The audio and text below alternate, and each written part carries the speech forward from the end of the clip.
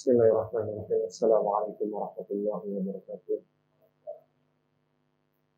Innal hamdalillah nahmaduhu wa nasta'inuhu wa nastaghfiruh wa na'udzu billahi min shururi anfusina wa min sayyiati a'malina. Man yahdihillahu fala mudilla lahu wa man yudlil fala hadiya lahu. Wa asyhadu an la ilaha illallah wahdahu la syarika lahu wa asyhadu anna Muhammadan 'abduhu wa rasuluhu la nabiyya ba'dahu.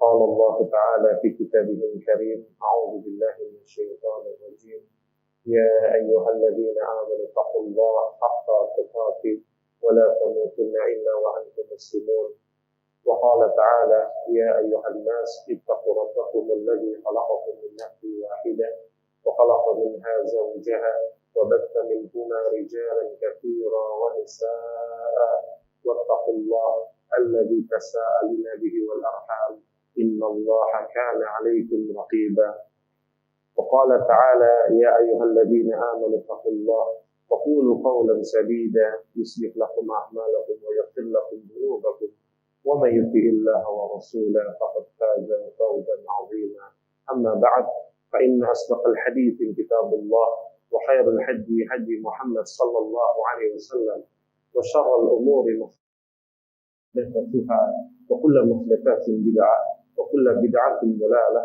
wa kullu dhalalatin finnar.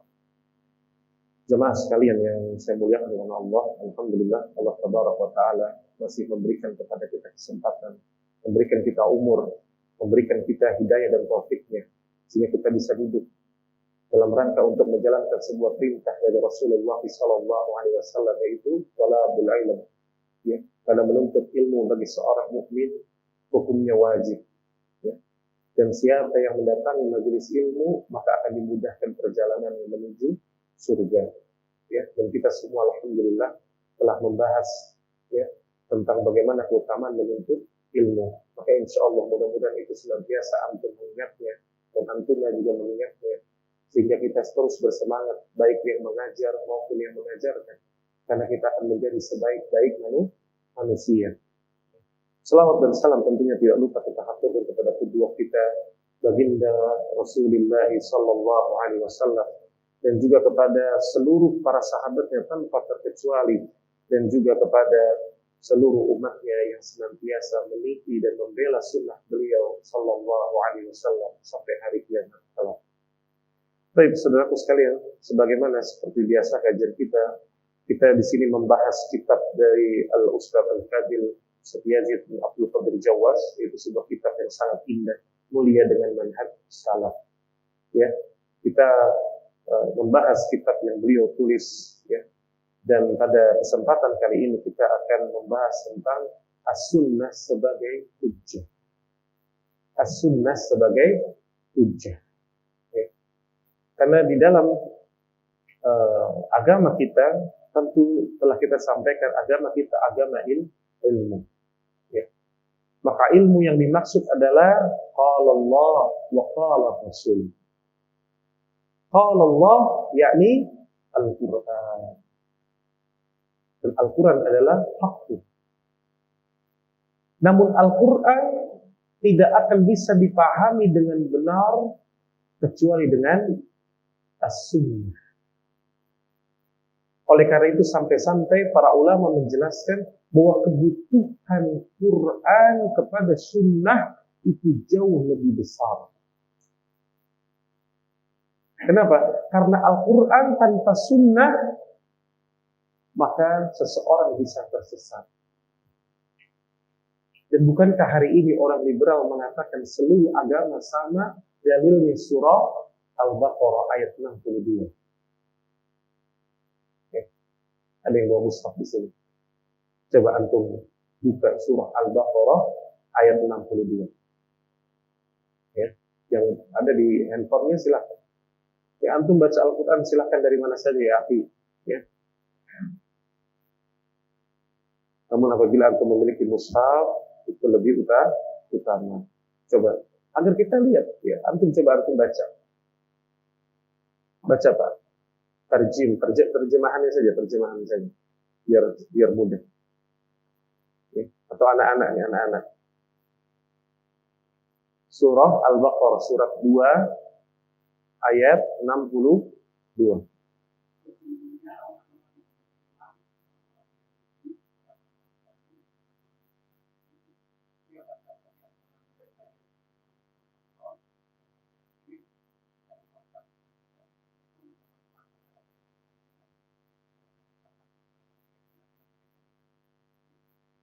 Ya, jazakallahu khairan.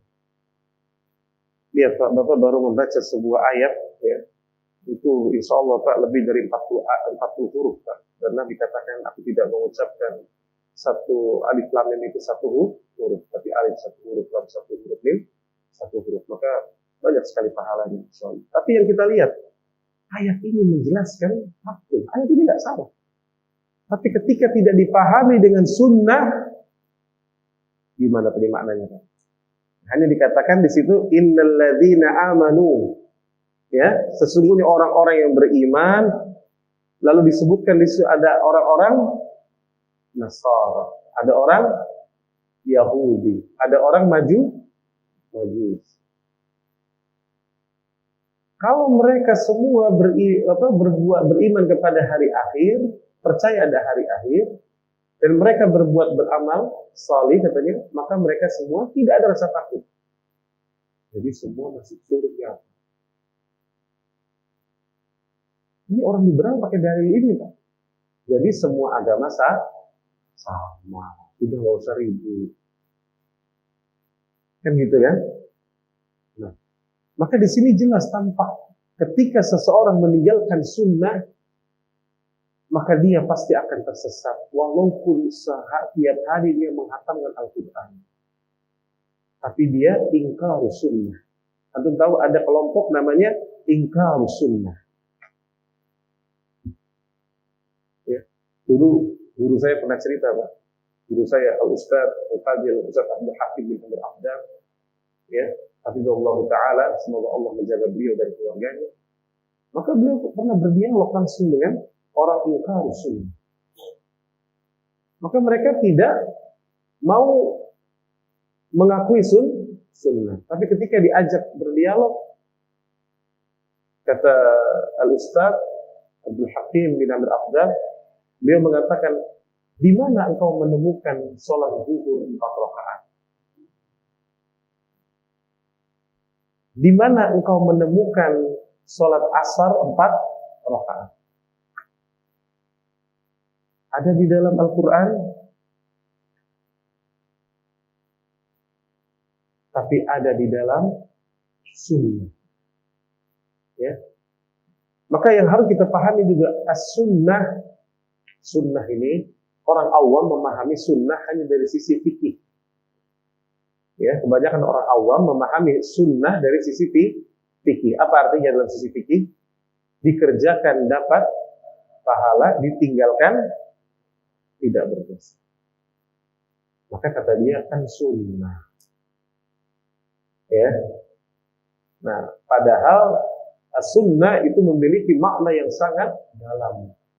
Bahkan makna yang paling besar, sebagaimana yang Nabi katakan, alaikum bis sunnati was sunnati khulafaur rasyidin al-mahdiyyin. Wajib atas kalian berpegang teguh di atas sunnahku dan sunnah para sahabat. Apa makna sunnah? At-tariqah, jalan. Maka as-sunnah adalah jalannya Nabi Sallallahu Alaihi Wasallam. Dan Nabi sudah katakan, ikuti sunnahku dan sunnahnya khulafa ar-rasyidin. Siapa yang dimaksud? Para sahabat. Tentunya yang paling utama sahabat, 4 sahabat khalifah itu. Abu Bakar, wa Umar, wa Uthman, wa Ali. Makanya sampai-sampai kalau antum baca tafsir surat Al-Fatihah, ketika antum baca ihdinas siratal mustaqim, banyak mufassirin menafsirkan firman Allah ihdinas siratal mustaqim. Siratal mustaqim itu siapa? Kadang-kadang mereka mengatakan itu jalannya Abu Bakar wa Umar. Ya, menandakan bahwa Abu Bakar dan Umar itu dianggap sebagai orang yang berpegang teguh di atas sunnah. Maka sunnah secara umum itu justru maknanya at-tariqah, jalannya Nabi dan para sahabat. Kemudian sunnah juga berarti hadis. Maka dahulu kalau orang dikatakan ahlus sunnah, maka dia ahlul hadis. Ahlul hadis. Makanya antum harus bangga ketika antum, saya ahlus sunnah. Artinya apa? Kita orang yang berpegang kepada hadis. Ya, itu namanya sunnah. Makanya as-sunnah merupakan hujjah. Naam. Itu. Bagaimana tidak dikatakan hujjah? Karena as-sunnah pertama at-tariqah, jalannya Rasulullah sallallahu alaihi wasallam dan para sahabatnya. Nabi langsung menggaransi. Jadi kalau ada yang mengatakan kok harus ikut sunnahnya para sahabat, yang bilang Nabi, yang nyuruh Nabi alaikum bisunnati wa sunnati ala urata syidin al-mahdi. Jadi kita disuruh ikut sunnah Nabi dan sunnah para sahabat, bukan sunnahnya mutaakhirin, bukannya sunnah para khalaf, orang-orang belakangan. Jadi kalau suatu saat Anda katakan sama antum, ikutilah sunnahku, antum langsung katakan apa? Sesat. Boleh nggak? Boleh. Siapa anak? Kok antum ikut anak? Anak hanya menyampaikan sunnah Rasul dan para sahabat. Ya, paham ya? Maka dari awal dulu harus memahami tentang makna sunnah. Ya.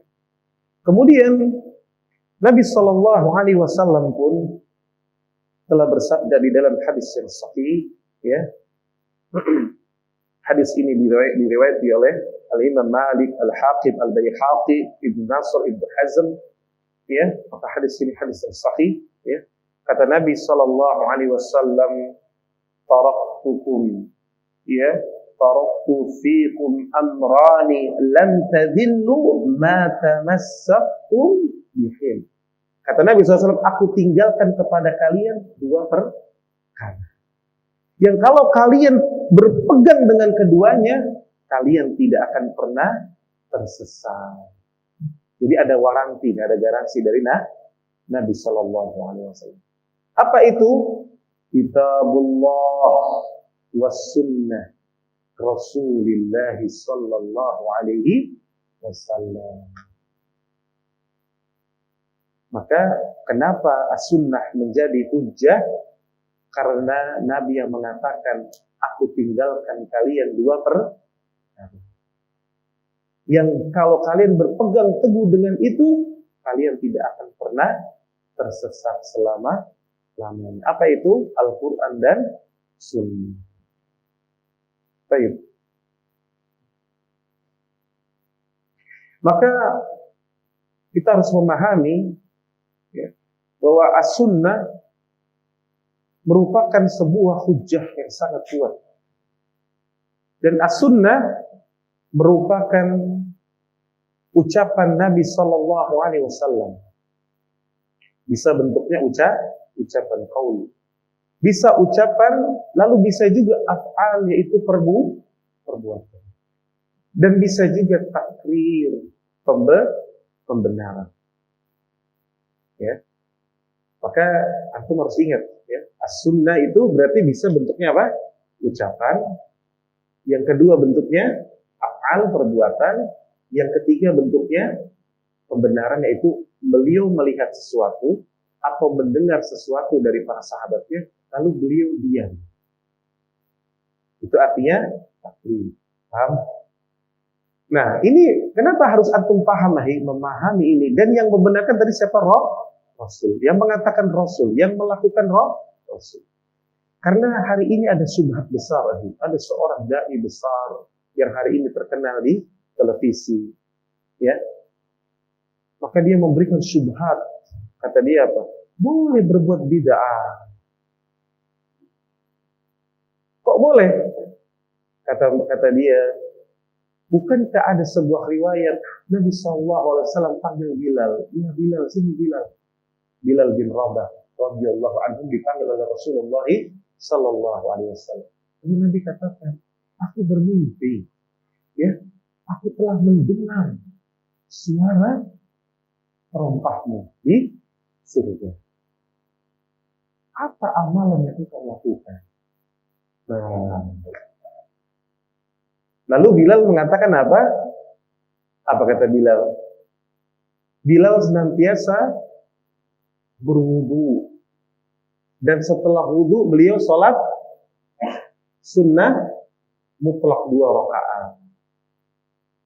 Nabi, oh itu amalanmu yang sehingga terompahnya terdengar di surga. Kata ahli subhat ini, dia mengatakan, lihat tuh, Nabi aja nggak tahu yang diamalkan Bilal. Menandakan Bilal bikin ibadah. Maka sebetulnya hujah ini lebih lemah daripada sarang laba-laba. Namun bagi orang awam bisa jadi tertipu. Namun kalau antum yang sudah ngaji, insya Allah nggak tertipu. Maka kita jawab yang pertama. Tidak satupun ulama para salafus salih berhujah dengan hujah yang antum sampaikan untuk membenarkan perbuatan bid'ah. Siapa yang pernah mengatakan? Malik, Syafi'i, Sufyan Ats-Tsauri?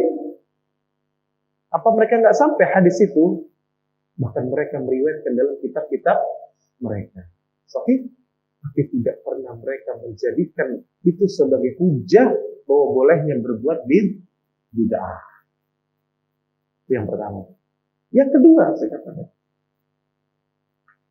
sebuah hadis maka antum harus komparasikan dengan hadis yang lain. Hadisnya Utsman bin Affan radhiyallahu anhu tentang wudu, dalam bab wudu.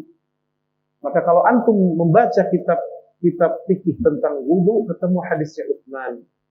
Bagaimana Utsman bin Affan berwudu dengan wudunya, sifat wudunya Rasulullah sallallahu alaihi wasallam. Maka tatkala Utsman berwudu dengan wudunya seperti wudunya Rasulullah sallallahu alaihi wasallam, maka setelah itu Utsman mengatakan, siapa yang berwudu seperti wuduku ini, lalu dia mengerjakan sholat 2 rakaat, niscaya pintu-pintu surga akan terbuka baginya. Allahu Akbar. Jadi Bilal pun bisa jadi telah mendengar hadis, ya, sebagaimana yang Nabi Shallallahu Alaihi Wasallam ajarkan kepada Utsman radhiyallahu anhu. Ya, itu hujah yang kedua. Hujah kita yang ketiga, anggaplah kita setuju sama si dai ini. Oh ya sudah, Nabi nggak tahu. Ya, Nabi nggak tahu nih, akhi. Bilal melakukan sebuah amalan yang Nabi nggak tahu. Oh, fadhol. Walaupun itu kemungkinan kecil. Kenapa? Karena para sahabat itu, jangankan masalah wudu ya, bersalawat aja nanya, ya Rasulullah, bagaimana aku bersalawat? Padahal mereka fasih bahasa Arabnya. Mereka pintar bersyair. Kalau mau bikin salawat seperti hari ini, bikin salawat, kira-kira jago-jago nggak para sahabat?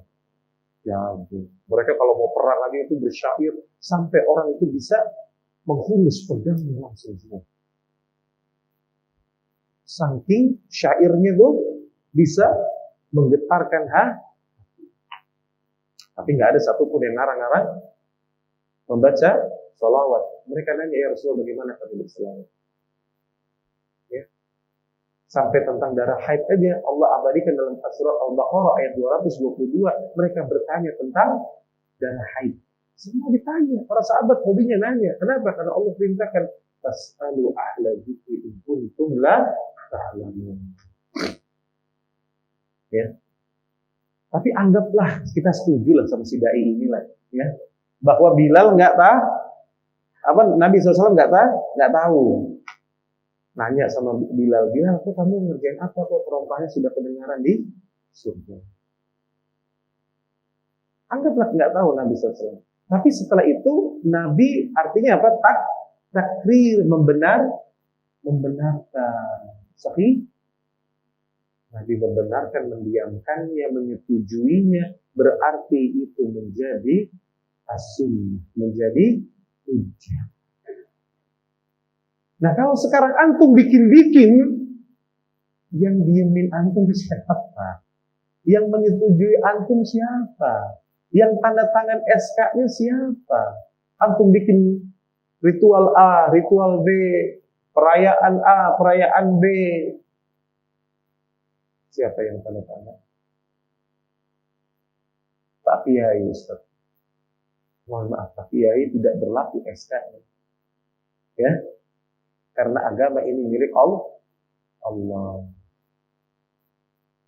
ini milik Allah. Ya. Saya lupa ya, ini ada satu hujah ya, yang antum bisa lihat ya. Anda lihat link.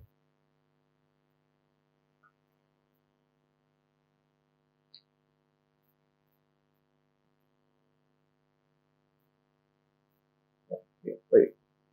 Lihat ya, di dalam sebuah firman Allah Jalla wa'ala, Allah Tabaraka wa Ta'ala itu ternyata pernah berfirman begini, Pak.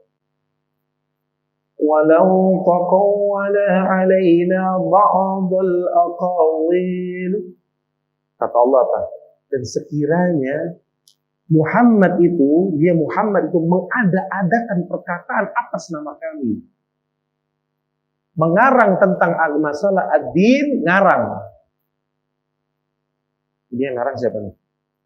Kalau Muhammad ngarang, ya. Apa kata Allah Tabaraka wa Ta'ala? La akhadna minhu bil yamin. Pasti kami pegang dia ada tangan kanannya. Cukup sampai situ? Belum, Pak. Tsumma laqata'na minhul watin. Apa? Kami potong pembuluh jantungnya. Allah Akbar. Itu disebut dalam surat Al-Haqqah gitu ya. Surat Al-Haqqah. Kalau bahasa surat ke-69. Ya. Ayatnya cari sendiri antum. Nomor ayatnya cari sendiri. Lihat Nabi SAW kalau ngarang perkara agama, Pak, yang nggak diperintahkan oleh Allah, atas nama Allah bicara, padahal Allah nggak katakan, maka kami akan pegang dia pada tangan kanannya dan kami potong pembuluh jantung. Allah. Itu maka as-sunnah, pembenaran Nabi SAW itu artinya bukan atas inisiatif Nabi SAW saja, tapi itu semua atas dasar semua yang diridhoi oleh Allah Tabaraka wa Ta'ala. Maka tadi ya antum ingat, as-sunnah itu bisa bentuknya perkataan Nabi, bisa bentuknya af'al, perbuatan, dan bisa bentuknya takrir. Takrir itu apa?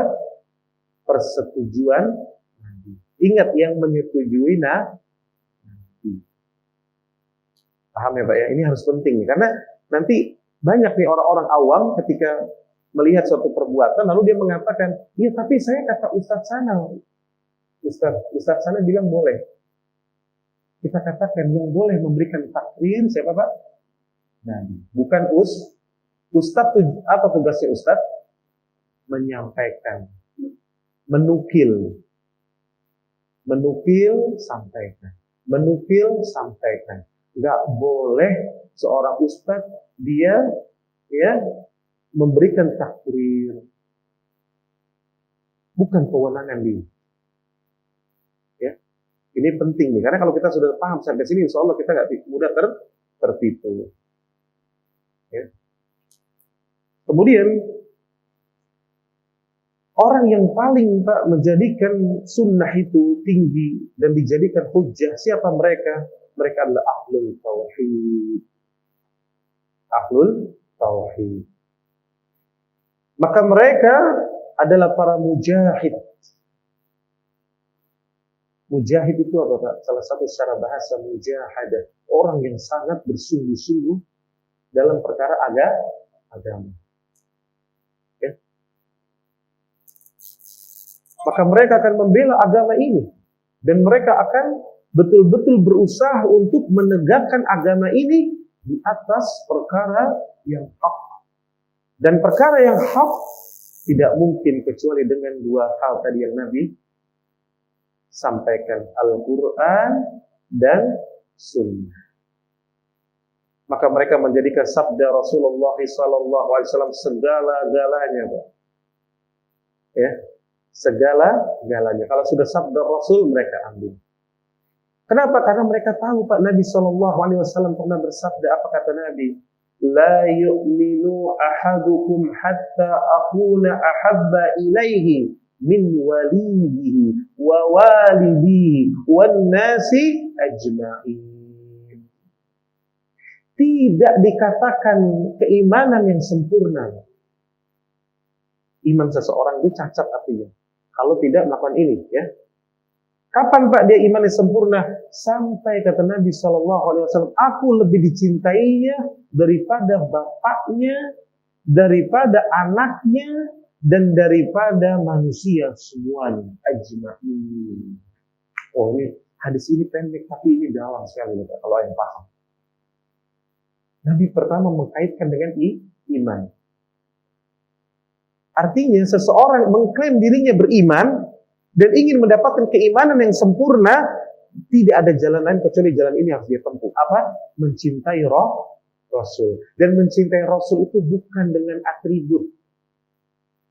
Untuk pakai jaket, tulis cinta Rasul. Majelis Rasul misalkan. Nggak perlu antum mengklaim. Tapi mencintai Rasul, yaitu dengan mengikuti sunnah Rasulullah SAW. Maka kata Nabi, tidak sempurna sampai kalian betul-betul mencintai aku lebih daripada orang tua kalian, bapak-bapak kalian, nenek moyang kalian. Coba sekarang contoh, antum pilih mana ketika ada sebuah acara pernikahan. Kata Allah dan Rasulnya begini, kata adat istiadat antum begini, mana yang antum ambil? Yang banyak nih, jujur, ada. Cinta nggak berarti sama Rasul betul-betul? Cintanya masih setengah. Kalau orang yang cinta kepada Rasul, dia katakan apa? Mohon maaf, kalau ada pertentangan dengan Rasul, maka Rasul yang saya ambil. Bukan Islam membenci adat, jangan dipotong. Islam tidak membenci adat istiadat. Bahkan ketika Nabi SAW diutus, orang-orang Arab sudah banyak memiliki adat istiadat yang baik. Seperti mereka memuliakan tamu, sama orang tua itu santun. Zaman dulu orang kalau dipanggil sama ayah, contohnya, ya, contoh dalam hadis Mu'ad yang pernah dipanggil sama Rasulullah, ya Mu'ad, apa jawaban Mu'ad?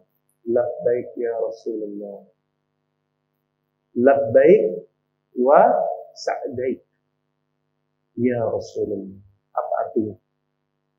Aku penuhi panggilanmu ya Rasulullah.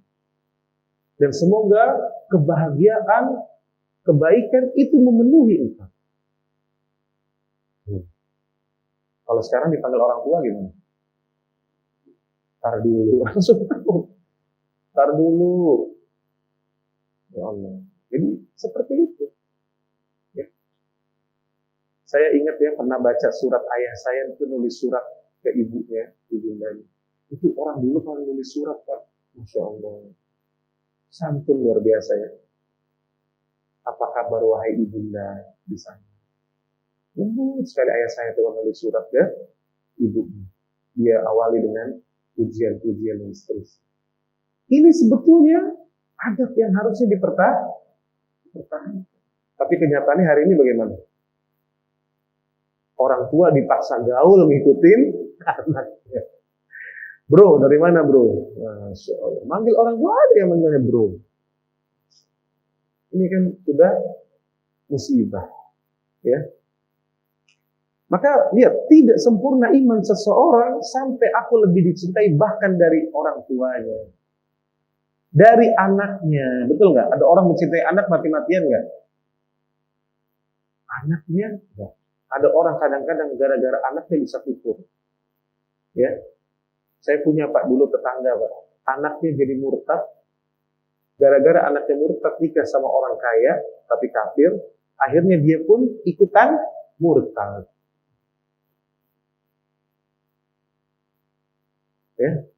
Ya. Padahal di zaman para salaf dahulu ada seseorang dia punya anak-anaknya ini sudah dijelaskan bahwa ini Nabi begini, sunnahnya begini. Maka anaknya malah tidak mau mengikuti, padahal yang sifatnya ibadahnya hanya sunnah. Ayahnya tidak mau menegurnya sampai mati.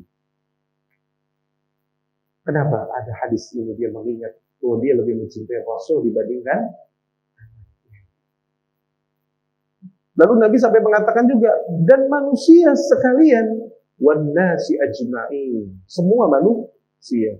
Kenapa Pak? Karena ada orang kadang-kadang mau menegakkan sunnah nggak enak gara-gara orang. Saking antum kenapa nggak menegakkan ini? Ya nggak enak lah. Nanti apa kata?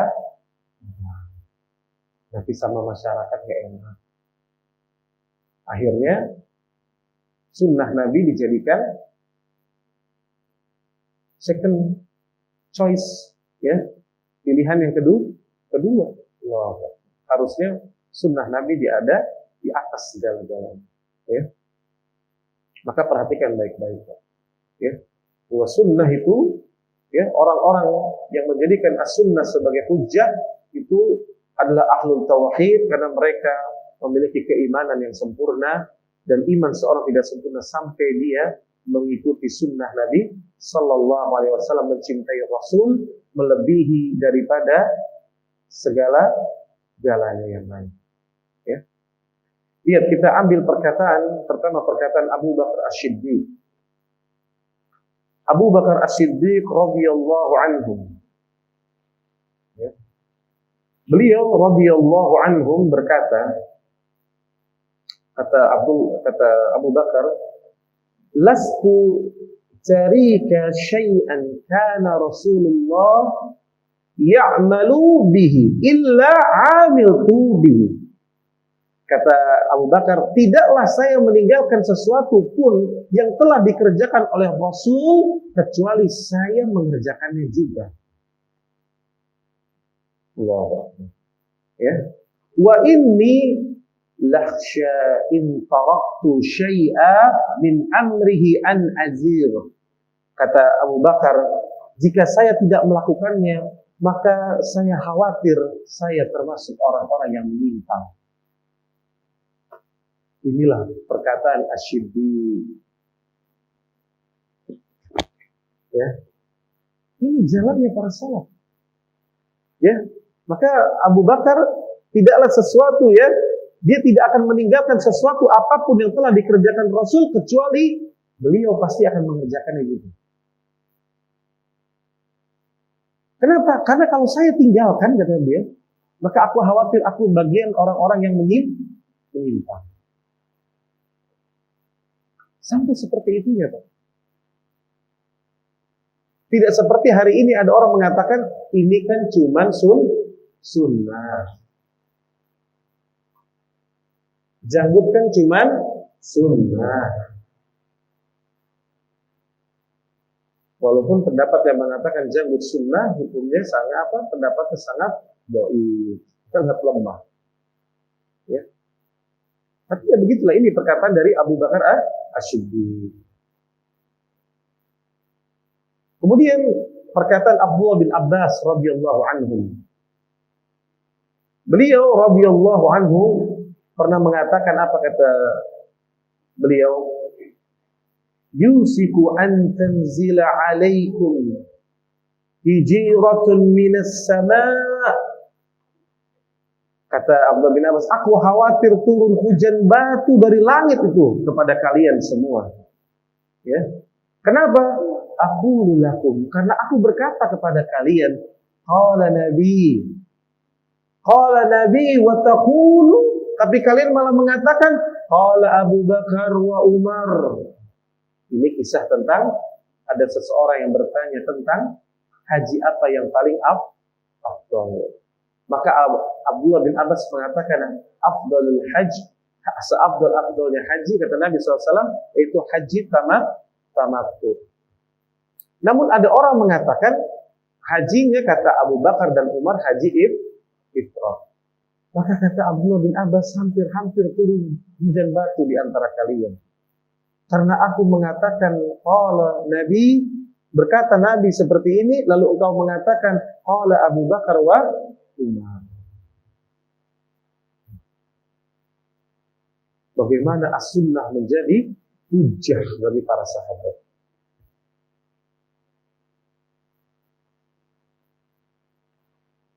Begitu juga Abdullah bin Abbas, ya. Lalu Abdullah yang kedua itu Abdullah bin Umar. Abdullah bin Umar. Abdullah bin Umar radhiyallahu anhu ini anaknya siapa, Pak? Anaknya Umar bin Khattab radhiyallahu anhu.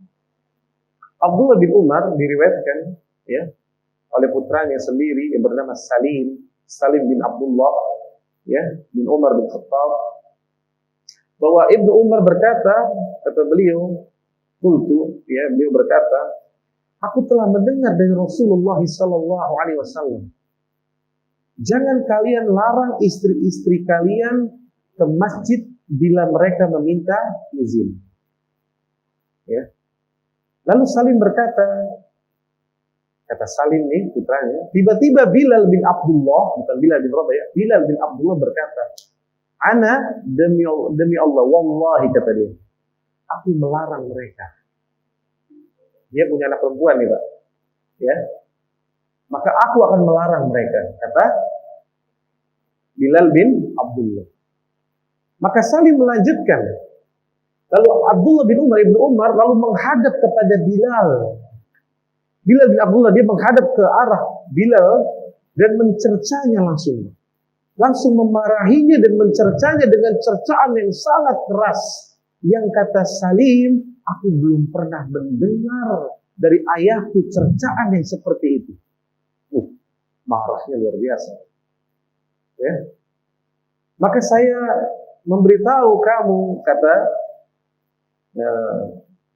Ibnu Umar, Rasulullah sallallahu alaihi wasallam telah mengatakan yang tadi, ya, bahwa jangan larang wanita-wanita yang hendak pergi ke masjid kalau dia minta izin kepada kalian, selama tidak ada fitnah, maka jangan dilarang, walaupun tetap wanita yang terbaik tempat sholatnya di mana? Di rumah. Lantas kata Ibnu Umar, kamu malah mengatakan saya akan melarang mereka. Maka Abdullah bin Umar marah besar, ya, lalu memarahi Bilal bin Abdullah.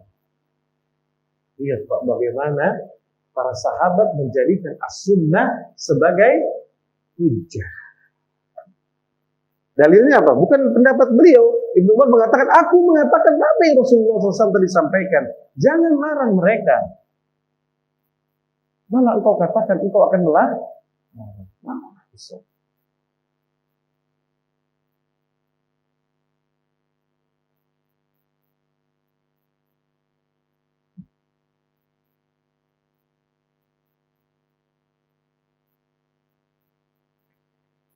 Dalam riwayat yang lain dari Ubadah bin As-Samit, ya, Ubadah bin As-Samit, ya,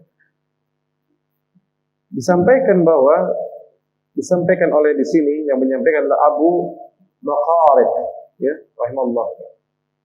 Di mana Ubadah radhiyallahu anhu menyebutkan ada sebuah riwayat dari Rasulullah sallallahu alaihi wasallam. Beliau menjelaskan kepada ada seseorang yang ingin menukar 2 dirham dengan 1 dirham. Kita tahu bahwa tidak boleh menukar uang dengan uang yang jumlahnya berbeda. Karena di situ ada riba. Maka Ubadah menjelaskan, Nabi SAW melarang menukar 2 dirham dengan 1 dirham. Lalu orang itu malah mengatakan, aku berpendapat nggak apa-apa. Kayak orang hari ini, ada yang bilang apa? Riba nggak apa-apa, sama-sama menguntungkan. Ya. Oh, nggak apa-apa, kata dia. Selama yadan biyadin. Apa tuh yadan biyadin? Selama secara kontan. Gitu. Padahal kalaupun secara kontan, kalau bila sama jenisnya dirham dengan dirham, harus sama. Nggak boleh berbeda. Karena kalau beda di situ berarti ada riba. Maka Ubadah melihat itu, Ubadah langsung marah. Lalu kata Ubadah, aku mengatakan qala Rasulullah sallallahu alaihi wasallam kaza.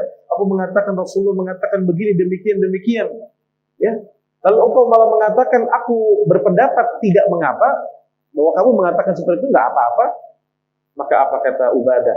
Wallahi, demi Allah, jangan sekali-kali lagi kamu bersamaku di satu atap. Allah. Lihat.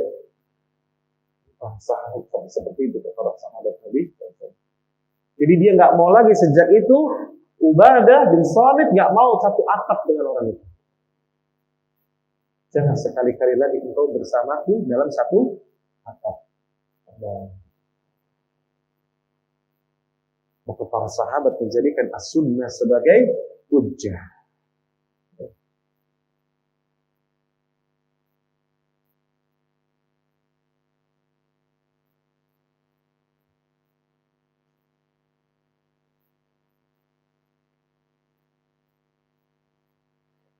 Ada riwayat yang mirip tentang riba dari Abu Darda radhiyallahu anhu. Ya, diceritakan oleh Atha bin Yasar, ya. Ada seseorang menjual satu pecahan emas atau perak dengan sesuatu yang sejenis, ya. Namun tidak sama timbangannya. Jadi di situ ada riba. Maka Abu Darda menyampaikan hadis yang seperti disampaikan Ubadah bin Samit radhiyallahu anhu. Kata beliau, aku mendengar Rasulullah SAW melarang cara seperti ini. Maka orang itu mengatakan apa? Oh, nggak apa-apa. Saya berpendapat hal itu tidak mengapa. Maka Abu Darda radhiyallahu anhu langsung mengatakan, siapa yang akan mencarikan alasan untukku bagi fulan ini? Siapa yang mau carikan alasan? Aku menyampaikan qala Rasulullah, lalu dia mengatakan pendapatnya. Maka demi Allah, aku tidak akan menginjakkan daerah yang kamu berada padanya. Allahu Akbar. Kalau kita terapkan prinsipnya Abu Darda, Pak, kira-kira kita harus pergi nggak dari Jakarta? Jangan kita harus pindah jauh. Abu Darda tuh saking cintanya sama Rasulullah begitu. Dia kalau udah dengar ada orang yang mengatakan seenaknya perkara agama, dia tinggalkan as-sunnah dan mengikuti pendapat manusia, maka dia tidak mau di daerah itu. Gimana? Siap ikutin Abu Darda?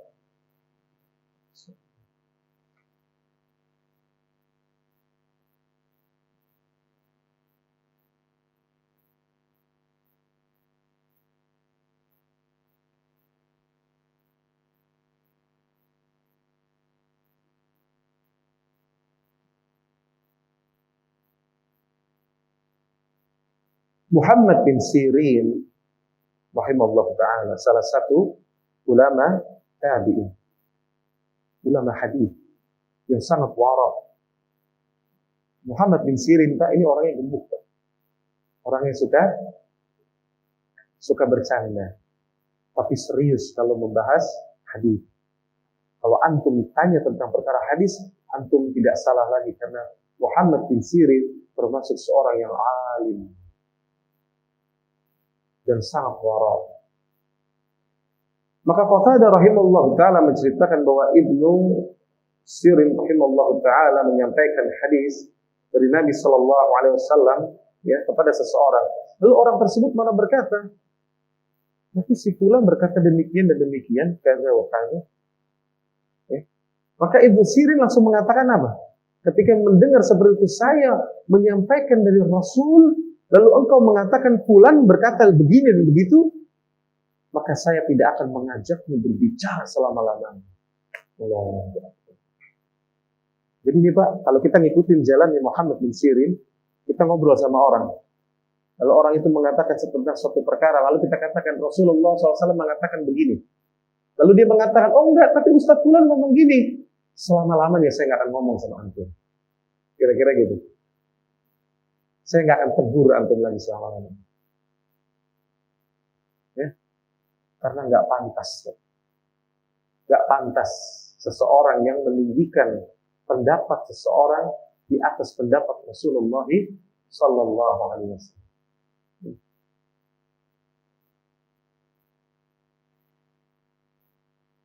Sebuah perkataan yang sangat agung dari Umar bin Abdul Aziz rahimahullahu ta'ala. Siapa Umar bin Abdul Aziz? Ada yang tahu? Cicitnya Umar bin Khattab radhiyallahu anhu. Jadi ini Masya Allah, orang yang sangat salih, dan dia pun sempat menjadi khalifah karena menikahi anak dari orang tua. Maka Umar bin Abdul Aziz rahimahullah ta'ala, beliau terkenal alim, pemberani, orang yang sangat dekat dengan agama. Maka beliau rahimahullah ta'ala berkata, la ra'ya li ahadin ma'a sunnati sannaha Rasulullah. Kata beliau apa? Tidak ada hukum akal bagi seseorang di hadapan sunnah yang datang dari Rasulullah sallallahu alaihi wasallam. Faedah besar ini. Jadi tidak ada hukum akal kalau sudah berjumpa dengan sunnah. Maka lihat perkataan ini begitu merasuk, ya, begitu merasuk di dadanya Asy-Syafi'i rahimahullah taala. Imam Syafi'i makanya mengatakan, apabila ada pendapatku yang bertentangan dengan hadis yang sahih, maka buang pendapatku jauh dan ambil hadis yang sahih. Fahuwa madhhabi, dan itulah madhabku. Karena tidak ada lagi ruang untuk akal. Nah, orang sekarang aneh, hujahnya jelas. Allah mengatakan Ar-Rahmanu 'alal 'arsy istawa. Allah beristiwa di atas arsy. Lalu dia menggunakan akal, dia katakan, oh itu bukan istiwa, tapi maknanya istaula, menguasai. Padahal Umar bin Abdul Aziz mengatakan apa? Tidak ada hukum bagi akal.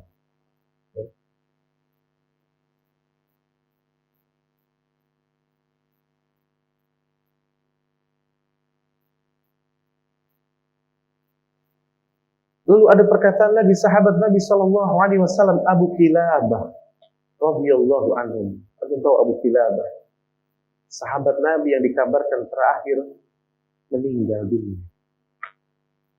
Abu Kilabah. Abu Kilabah ini ketika hidup, maka beliau rahimahullahu taala pun mengatakan, apa kata Abu Kilabah? Idza haddatsa ar-rajula bis-sunnati faqala da'na min hadza wa hati kitab Allah fa'lam annahu dhall. Keras beliau. Kata beliau, apabila kamu menyampaikan hadis Nabi sallallahu alaihi wasallam dari Rasulullah sallallahu alaihi wasallam kepada seseorang, lalu dia mengatakan, tinggalkan kami dari yang seperti itu, datangkan kepada kami hanya kitabullah, maksudnya Al-Qur'an. I'lam, kata beliau, ya, wa'lam, maka ketahuilah, kata beliau, bahwa dia orang yang sesat. Ya. Maka orang yang hanya berpegang dengan kitabullah lalu tidak mau menerima sunnah, maka sesat. Maka tadi saya katakan, kenapa as-sunnah menjadi hujjah.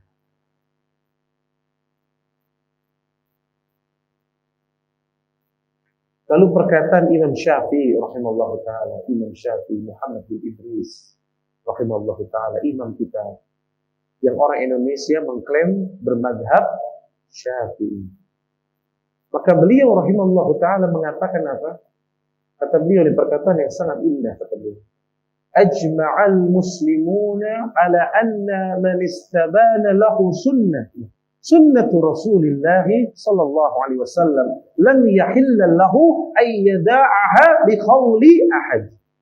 Kata beliau, kaum muslimin telah bersepakat, siapa yang sudah jelas baginya sunnah Rasulullah sallallahu alaihi wasallam tentu dimaksud, maka tidak halal baginya meninggalkan karena ucapan seseorang. Karena ucapan seseorang tidak pantas. Jadi kalau sudah sampai baginya sunnah dari Rasul, nggak boleh dia tinggalkan gara-gara ucapan seseorang. Nggak boleh. Aib bagi Imam Syafi'i.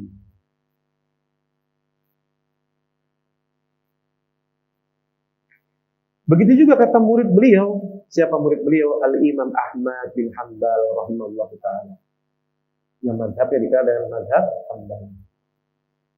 Beliau rahimahullah ta'ala mengatakan, man radda hadithan nabi fahuwa ala syafah halakah, kata beliau. Barang siapa yang menentang satu saja hadis Rasulullah sallallahu alaihi wasallam, maka dia berada di tepi jurang kehancuran. Oh. Jadi jangan mengatakan, oh saya cuma satu hadis saja kok yang nggak setuju. Kalau ente satu hadis saja, kata Imam Ahmad bin Hanbal rahimahullah ta'ala, itu sudah cukup engkau berada di tepi kehancuran. Ya. Lalu berkata lagi Al-Imam Ar-Barbahari rahimahullah ta'ala, imam besar, imamnya Ahlus Sunnah. Beliau mengatakan apa? Wa idza sami'ta ar-rajula yad'alu fil athari aw yuridu ghayra al-uthar fattahimhu 'ala al-islam. Ini berat ya. Wa la tasukka annahu sahibu hawan mubtadi'. Kata beliau, apabila engkau nih mendengar seseorang mencela hadis itu gimana? Enggak harus dicela-cela kadang-kadang. Disampaikan hadis lalu dia comparekan justru dengan ilmu pengetahuan lah, dia compare dengan perkataan manusia lah. Itu sudah mencela hadis. Dahulu Pak, Imam Ahmad kalau ada orang mau menyampaikan hadis ke beliau, mau dicek hadisnya sahih atau tidak, Imam Ahmad katakan tunggu dulu antum. Beliau masuk mandi dulu, pakai baju terbaik, setelah itu bersimpuh di hadapan yang ucapkan. Karena bisa jadi itu hadis yang sahih. Dan aku hanya mau mendengar hadis dalam keadaan sebaik-baiknya. Ini hukum para ulama meninggikan hadis. Nah, apalagi ini ada orang mencela hadis. Dia nggak mau pakai hadis apalagi. Atau menginginkan selain hadis, dia lebih suka mendengar hikayat-hikayat, mimpi-mimpi orang-orang sufi yang hujahnya suka mimpi. Saya habis dapat ijazah. Ijazahnya dari mana? Mimpi ketemu fulan wa Allah begini dan begitu. Ya. Maka dia mencari selain daripada hadis, bukan hadis yang dia cari. Maka kata Al-Imam Barbahari apa? Curigailah keislamannya. Allah. Nah, curigailah keislamannya. Islamnya dipertanyakan, Mbak. Maka kata beliau apa? Janganlah engkau ragu bahwa dia adalah pengikut hawa nafsu alias kebid'ahan. Ini yang mengatakan Imam Al-Barbahari dalam Syarhus Sunnah.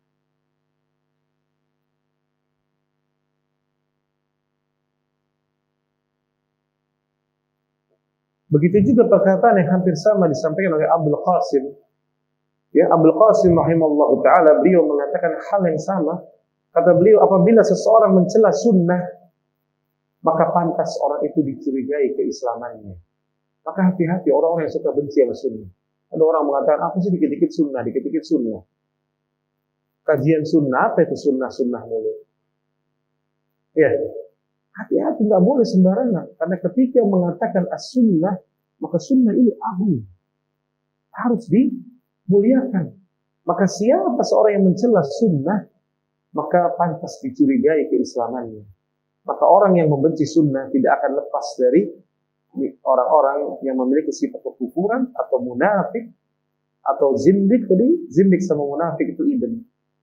Ya. Maka kita lihat, saudaraku, kenapa mereka sampai segitunya, begitu mencintai sunnah. Ya. Di dalam perkataan yang lain juga, ya, dalam kitabnya Ustaz Yazid,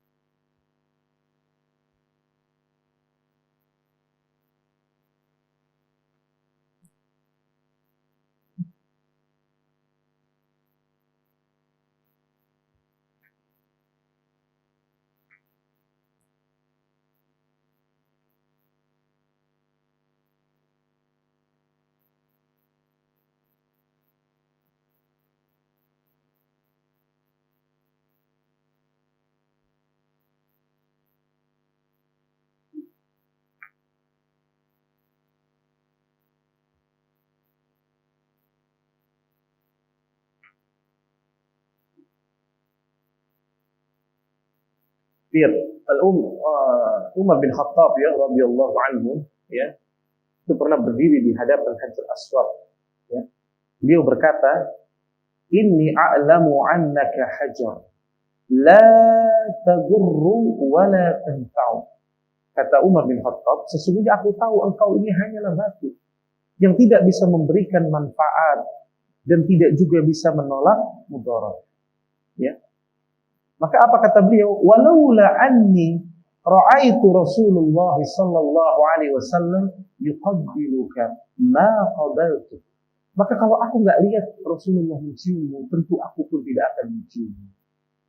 Maka di sini Umar ingin mengajarkan kepada manusia bahwa as-sunnah, perbuatan af'alnya Nabi SAW menjadi hujjah.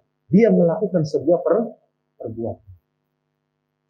Kalau saja Nabi nggak cium, wahai engkau batu, aku pun nggak akan cium.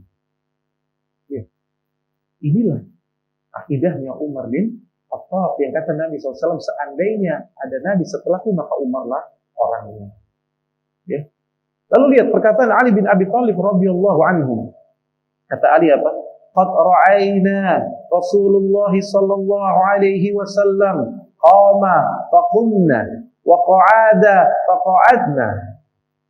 Kata Ali apa? Sungguh kami pernah melihat Rasulullah SAW berdiri, maka kami pun berdiri. Dan apabila kami melihat beliau duduk, maka kami pun duduk. Lihat Pak. Masalah duduk dan diri saja, itu mereka ikuti. Saking as-sunnah itu begitu besar di sisi para sahabat Nabi Sallallahu Alaihi Wasallam.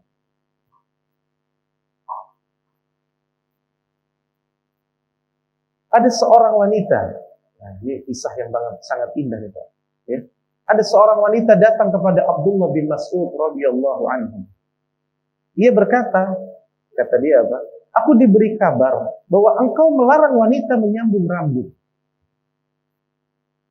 Ya. Wanita ini datang, wahai Abdullah bin Mas'ud, ente benar bilang nggak boleh nyambung rambut kalau bahasa kita gitu kan? Maka Abdullah bin Mas'ud mengatakan, benar. Aku telah mengatakan yang seperti itu. Maka wanita tersebut berkata, apa kata dia? Apakah larangan itu terdapat dalam kitabullah ataukah engkau mendengar langsung dari Rasulullah sallallahu alaihi wasallam? Larangannya dari mana? Kata si wanita. Apakah ada dalam Al-Qur'an maksudnya kitabullah atau engkau mendengar langsung dari Rasulullah sallallahu alaihi wasallam? Maka Abdullah bin Mas'ud menjawab, aku mendapatkan larangan itu di dalam kitabullah dan di dalam sabda Nabi sallallahu alaihi wasallam. Ya, jawaban Abdullah bin Mas'ud, orang yang faqih, yang kata Nabi SAW, ambillah Al-Quran dari 3 orang. Salah satunya siapa? Abdullah bin Mas'ud radhiyallahu anhu. Maka wanita itu akhirnya berkata lagi, wallahi demi Allah, kata dia, aku telah membaca mushaf, membulak-balikkan mushaf dari awal hingga akhir. Aku balik lagi, dan aku tidak mendapati larangan itu. Nah, ada tuh larangan nyambung rambut dalam Al-Quran. Maka Abdullah bin Mas'ud berkata, ada. Bukankah di dalam firman Allah Tabaraka wa Ta'ala Allah mengatakan, wa ma ataakumur rasulu fakhuduhu wa ma anhaakum anhu fantahu. Apa-apa yang diberikan Rasul, ambil. Dan apa-apa yang dilarang, maka tinggalkanlah. Sahih? Sahih. Surat Al-Hasr itu ya. Kemudian wanita itu berkata, ya selanjutnya, itu Abdullah bin Mas'ud akhirnya berkata lagi, baru disampaikan hadis dari Nabi Sallallahu Alaihi Wasallam. Ya, kata Abdullah bin Mas'ud, sungguh aku mendengar dari Rasulullah Sallallahu Alaihi Wasallam. Maka di riwayat lain Nabi melaknat. Siapa yang lebih laknat? Wanita yang mencabut apa? Bulu dahi. Mencabut bulu dahi. Ya, bulu alis. Mengkikir gigi. Giginya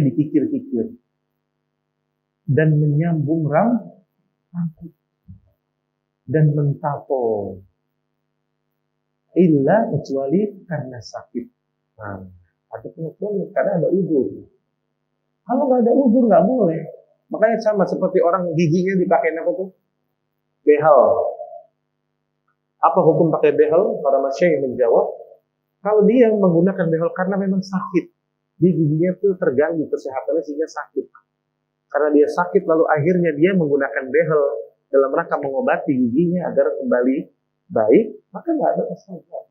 Tapi kalau dia pakai behel hanya untuk pajangan, ya, saya punya jamaah di Kalimantan, dokter gigi, dia cerita, itu orang di mulutnya Ustaz ada yang 1 Fortuner.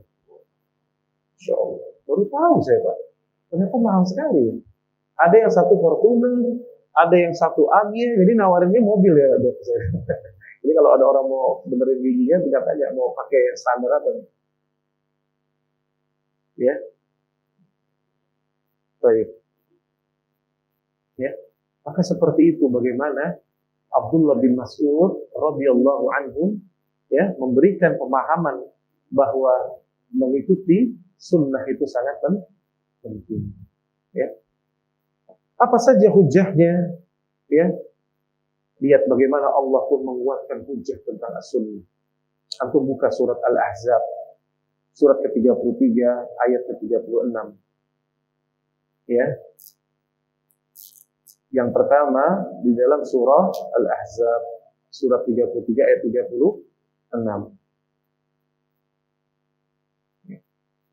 Ayatnya terpotong di sini. Ketemu?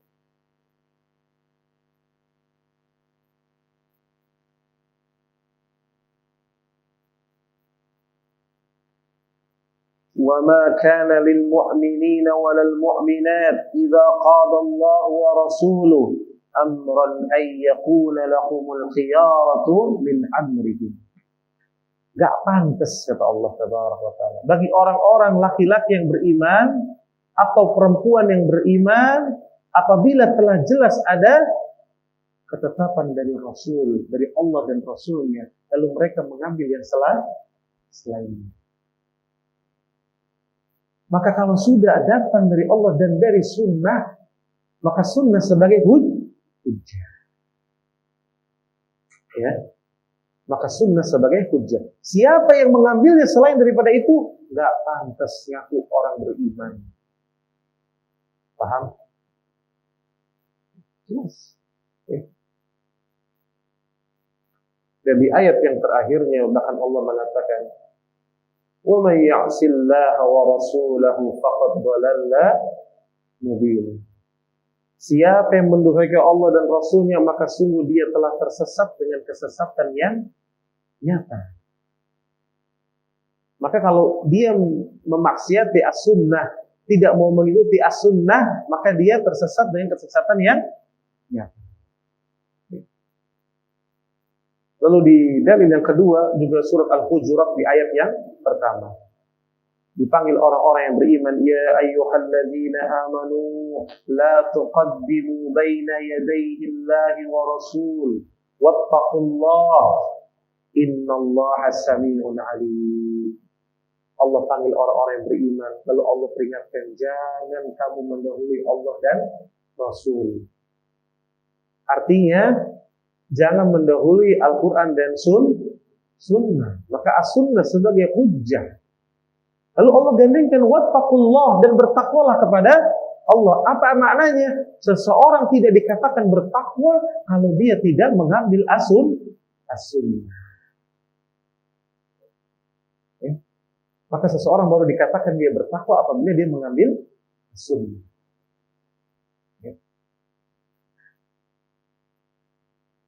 Dan kalau antum baca dalam Al-Quran kata-kata ati'ullah wa ati'ur rasul, itu Allah ulang sampai 40 kali. Apa maknanya itu Allah sampai ulang-ulang? Artinya apa? Taat kepada Al-Quran dari Allah dan taat kepada Rasul, artinya ikuti as-sunnah. Berarti sunnah sebagai hujjah. Bahkan Allah bisa menjadikan orang itu menjadi kafir ketika dia tidak mau taat kepada Allah dan Rasulnya. Kata Allah apa? Qul atiiullah wa rasul fa in tawallaw fa innallaha la yuhibbul kafirin. Katakan kata Allah, taatilah Allah dan Rasulnya. Jika kamu berpaling, maka sesungguhnya Allah tidak menyukai orang-orang kafir. Maka orang yang menolak as-sunnah, maka dia bisa kafir. Orang yang menjadi ingkaru sunnah, dia bisa keluar dari millatul Islam. Ya, bukan sesuatu yang ringan. Ini berat.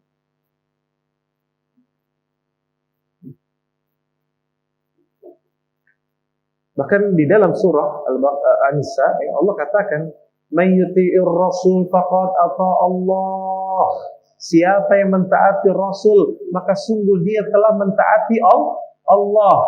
Lihat. Maka artinya kata para ulama, siapa yang berpegang dengan as-sunnah, maka sungguh dia telah taat kepada Allah. Maka mafhum mukhalafah, pemahaman kebalikannya, siapa yang meninggalkan atau dia justru menyelisihi as-sunnah, maka sama saja dia tidak taat kepada Allah. Lalu di dalam surat An-Nisa ayat ke-59 ya. Lihat. Di sini ayatnya sangat jelas. Ketika Allah panggil, ya ayyuhalladzina amanu atiiullah wa atiiur rasul wa ulil amri minkum. Yang pertamanya nih, baik pertamanya. Wahai orang-orang yang beriman, taatlah kepada Allah.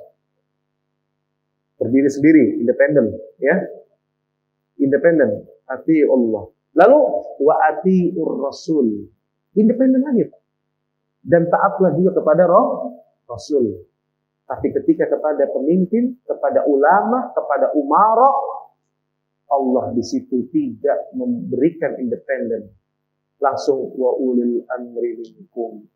Artinya bahwa di situ harus mengikuti ketaatan kepada Allah dan Rasul. Jadi kita taat kepada pemimpin dan taat kepada umara, ulama, sebatas apabila bersesuaian dengan aturan Allah dan Rasul. Kalau tidak bersesuaian, tidak boleh diikuti. Tapi lihat kata para ulama, Allah di sini memberikan hak prerogatif yang tinggi kepada as-sunnah. Artinya taat kepada Allah, artinya seseorang berpegang dengan Al-Quran. Dan taat kepada Rasul menjadikan as-sunnah sebagai hujjah. Ya. Lalu setelah ayat ini sama Allah katakan, fa in tanaza'tum fi syai'in farudduhu ila Allahi wa Rasul. Kalau kalian berselisih, apa yang harus dilakukan? Kembali kepada Allah dan Rasul. Lihat, Allah nggak katakan kembali kepada ulil amri minkum, kepada pemimpin kalian atau kepada ulama kalian, enggak. Kembali kepada Allah dan Rasul. Lalu di sini masalahnya, Pak, Allah katakan in kuntum tu'minu billahi wal yawmil akhir. Wow, ini berarti di sini. Di sini ada syarat. Kalau kamu betul-betul beriman kepada Allah dan hari akhir. Jadi yang digadaikan iman kita kepada Allah dan iman kepada Artinya Pak, siapa yang tidak mengembalikan perkara agamanya ketika berselisih, tidak kembali kepada Al-Quran dan tidak kembali kepada As-Sunnah, maka dia tidak dikatakan beriman kepada Allah dan hari akhir. Berat Pak. Ya, maka jangan sembah As-Sunnah sebagai hujjah.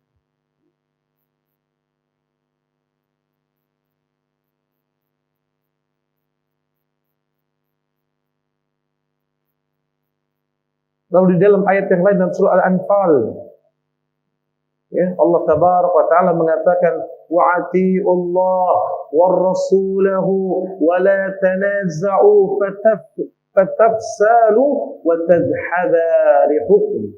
Kata Allah Tabaraka wa Ta'ala, taat kepada Allah dan taat kepada Rasulnya dan jangan kamu saling berbantah-bantahan. Iya Pak. Jadi kita disuruh berpegang dengan Al-Quran dan As-Sunnah. Gak boleh bantah-bantahan. Karena banyak orang berbantah-bantahan. Padahal Allah suruh kembali kepada Al-Quran dan Sunnah. Maka As-Sunnah sebagai hujjah. Jangan kita berpendapat si fulan, pendapat si alan. Nah, berpendapatlah kepada Al-Quran dan As-Sunnah.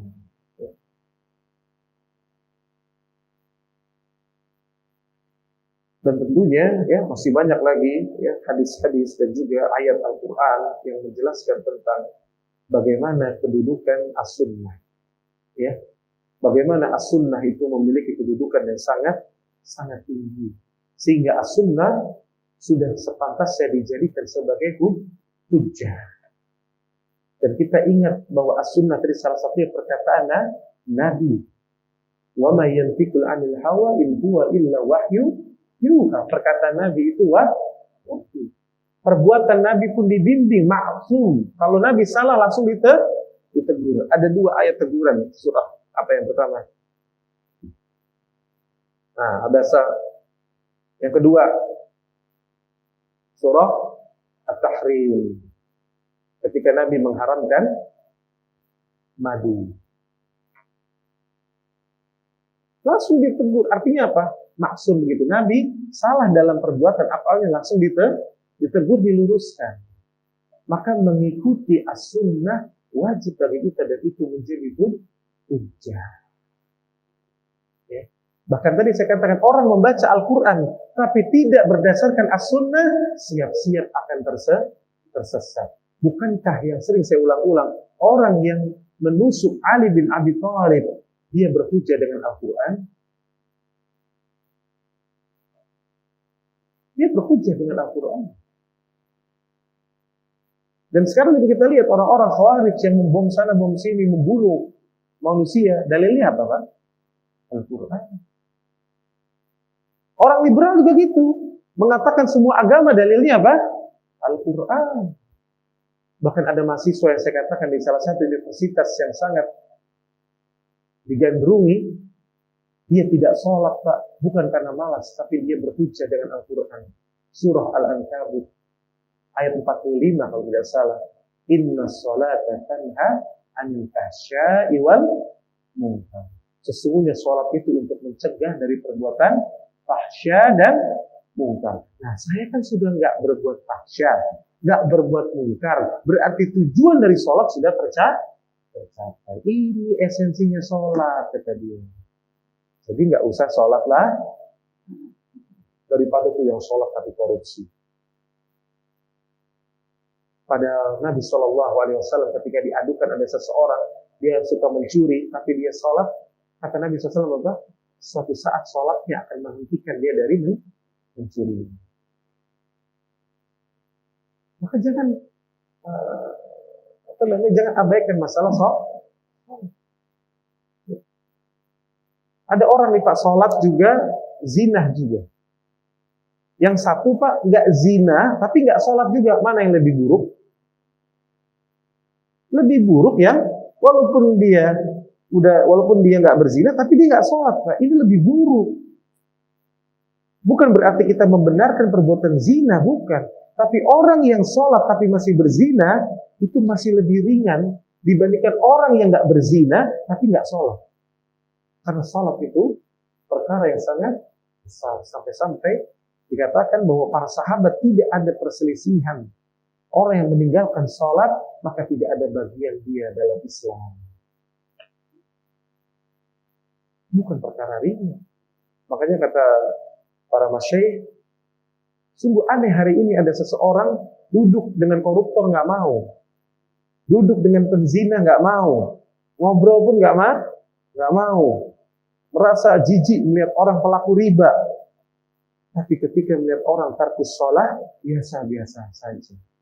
Padahal orang yang tarkus sholat itu dosanya jauh lebih besar daripada orang yang berzina setiap hari, daripada dia mencuri setiap hari, daripada dia korupsi setiap hari.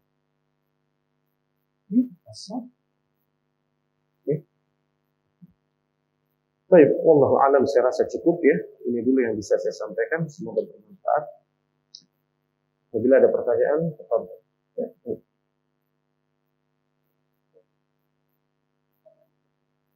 Salam.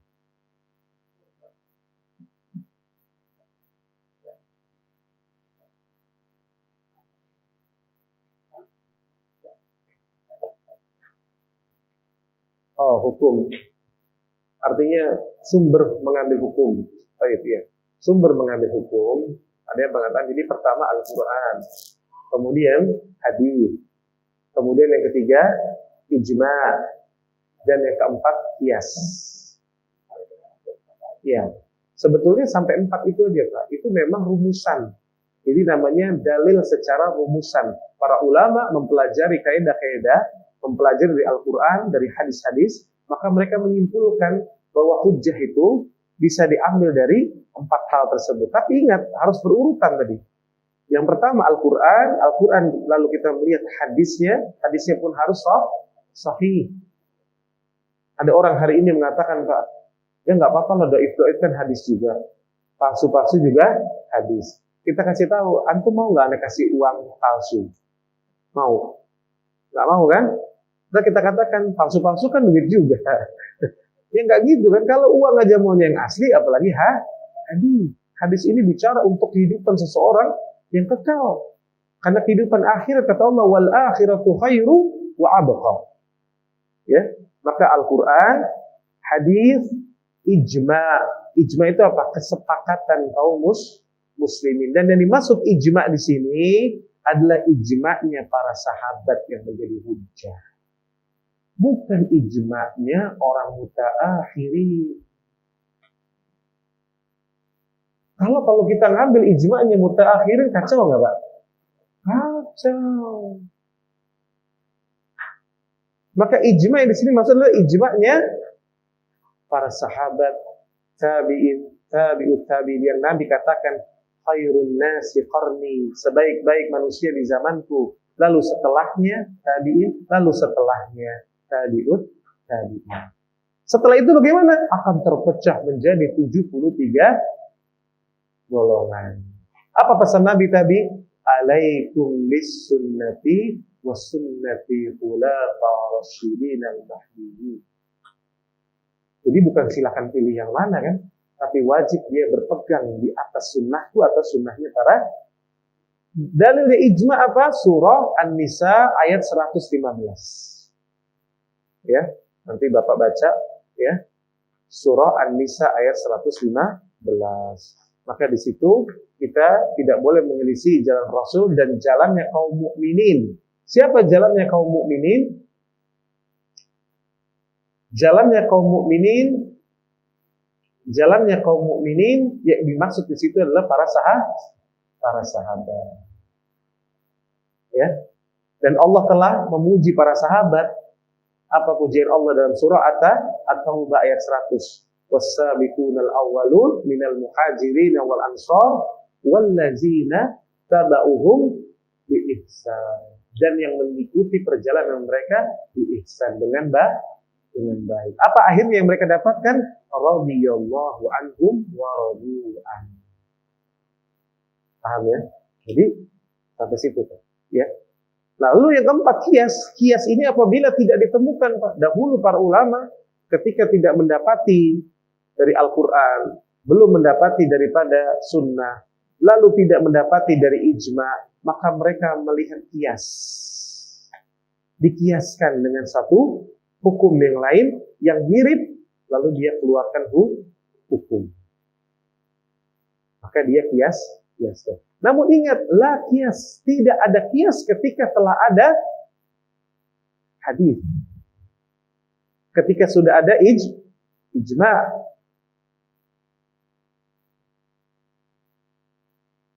Maka tidak boleh ada qiyas. Maka qiyas ini tidak sembarangan, dan yang boleh melakukan qiyas adalah para fuqaha, orang-orang yang alim. Ini kadang-kadang orang awam, tapi saya qiyaskan sama ini Ustaz. Kan boleh kan Ustaz? Ini kata antum siapa? Mujtahid, beristihad. Ya Allah. Ya. Karena guru-guru kita saja yang di Indonesia sini tidak ada yang berani beristihad. Ya, setahu saya belum ada yang berani beristihad. Mereka semua menukil perkataan para ulama kibar. Ini ada orang awam mengatakan, oh saya kiaskan Ustaz dengan ini.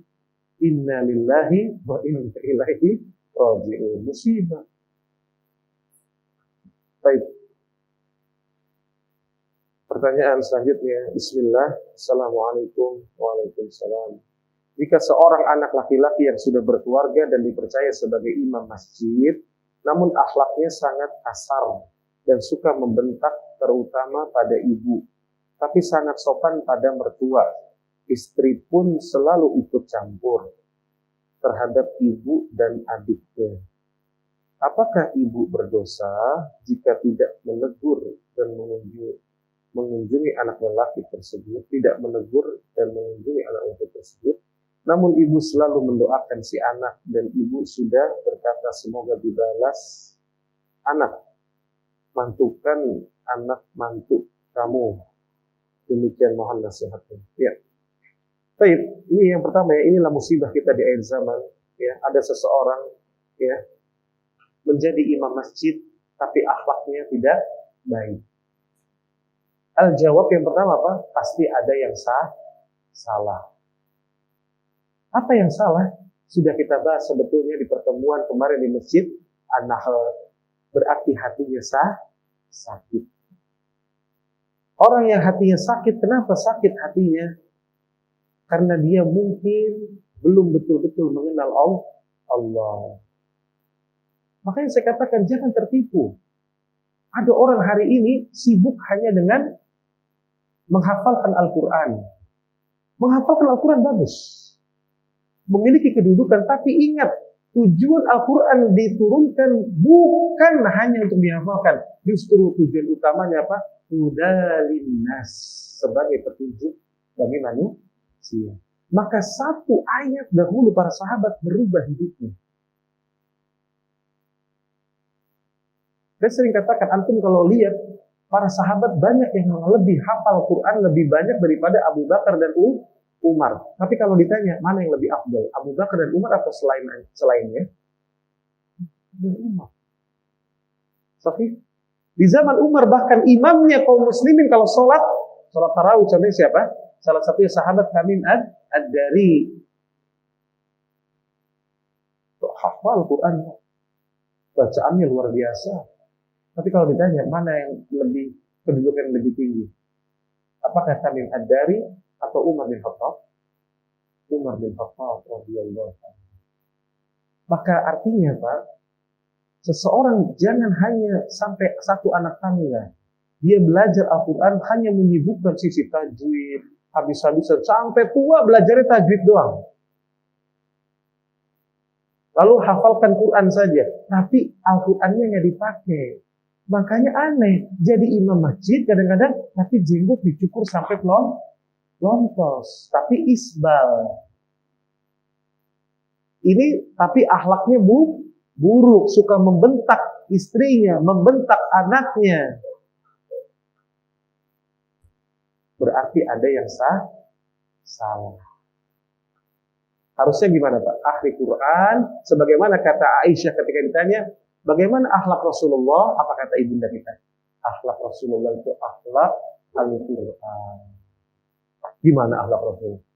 Lemah lembut, lisannya lembut, suka memaafkan, memberikan uzur, sama istri baiknya minta ampun, sama anak cucunya pun baik, sampai Nabi pernah sholat, para sahabat sampai bengong, nunggu Nabi ini kenapa? Sampai ada yang nengok.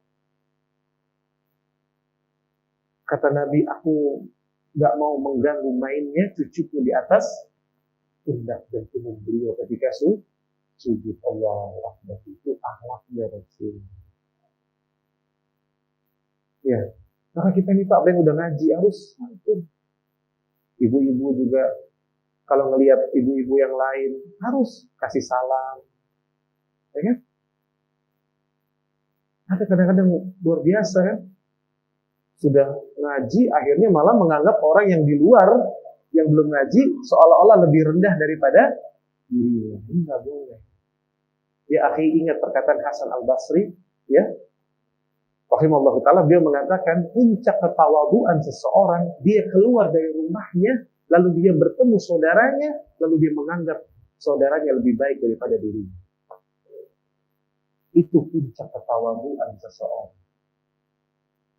Maka makin orang dekat dengan Al-Quran, harusnya akhlaknya makin mulia. Kalau sampai seperti ini, maka yang harus dipelajari, lihat lagi, dia sudah belajar dengan benarnya. Makanya saya katakan, kalau belajar jangan loncat-loncat. Ini ikhwan nih, ini penting ya nasihat. Belajar itu jangan loncat-loncat. Dan bersabarlah dengan guru-guru kita. Lu dinasihatkan, belajar dari satu ustadz ke ustadz itu lama. Kita duduk di salah satu ustadz, diambil ilmunya dulu, lama. Sudah selesai satu kitab sama beliau, 2 kitab sama beliau, baru pindah lagi cari ustadz yang satu lagi. Belajar lagi sama beliau, sabar lagi. Dan guru kita pasti punya kekurangan. Nah, nggak ada yang sempurna manusia. Itu sabar. Dan bertahap. Apa yang pertama dipelajari? Manhaj. Pelajari akidah dulu dan manhaj. Ini yang paling penting. Ada orang keliling belajar fikih langsung. Perbandingan 4 mazhab. Akhirnya di kepalanya cuma isinya data hanya untuk menjidal orang. Ada yang belajarnya begitu. Tujuan belajarnya cuma ingin mengumpulkan data di kepala lalu menjidal orang. Ayo berdebat sama anda, berdebat. Oh ente salah, ente sesat. Bangga dia dengan seperti itu. Padahal tujuan kita menuntut ilmu justru mendatangkan rasa khasyah, rasa takut kepada Allah. Makin tadarru.